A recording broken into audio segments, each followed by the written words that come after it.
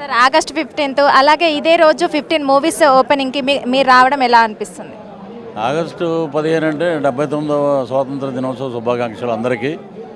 ఎందరో మహానుభావుల త్యాగబలం మనం అందరినీ స్మరించుకోవాలి. ఈరోజు ఎప్పుడూ స్మరించుకోకపోయినా ఈరోజు స్మరించుకోవాలి. ఎందుకంటే చాలామంది రాజకీయ నాయకులు కత్తెర బట్టలన్నీ పక్కన పెట్టి కరెక్ట్గా ఆగస్టు 15 రోజునే వేస్తారు.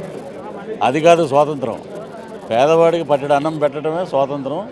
అలాంటి రోజు వస్తే మనకి ఇచ్చిన మహానుభావులు అందరూ పైనుంచి వాళ్ళ ఆత్మలన్నీ ఆనందిస్తాయి.